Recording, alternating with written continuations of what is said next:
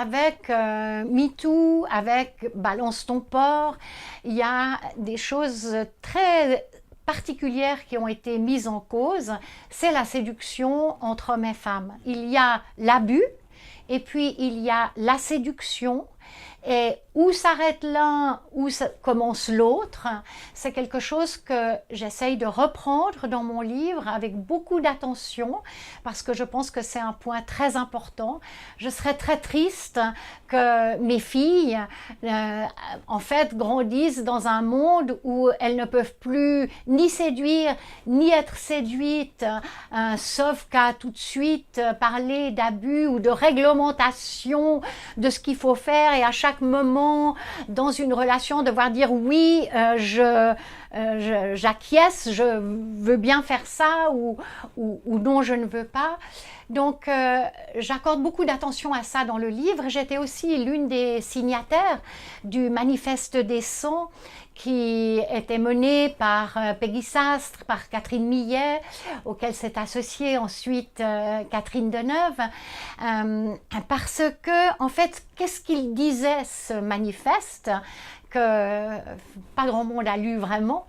Il disait que nous voulions justement préserver les relations entre hommes et femmes dans la joie, dans le plaisir, dans le jeu, dans la séduction et jamais dans l'abus. Mais il ne faudrait pas que le refus de l'abus aille jusqu'à une extinction de la séduction.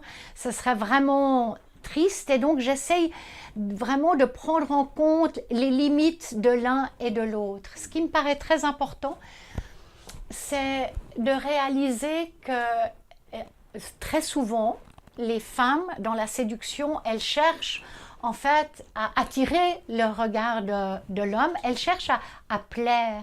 Je pense que là aussi, il y a une manière d'inverser les rôles, c'est que les femmes en fait assument davantage leur position de sujet du désir et non plus d'objet du désir ou en tout cas pas d'objet exclusif du désir.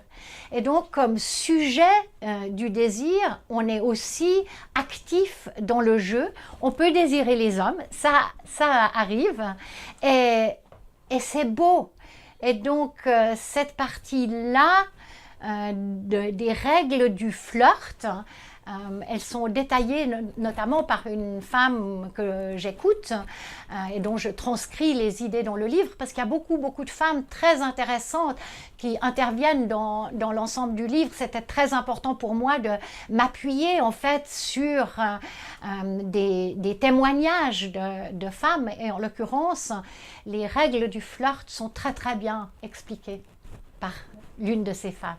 L'idée, c'est que ce soit un jeu où personne ne perde et personne ne gagne. C'est un jeu que l'on joue par plaisir, pour le bonheur, pour la joie et dans l'amour. Donc, il n'y a pas l'idée de perdant et de gagnant à ce jeu-là. Elle doit être effacée. C'est un jeu qui ne peut se jouer que win-win.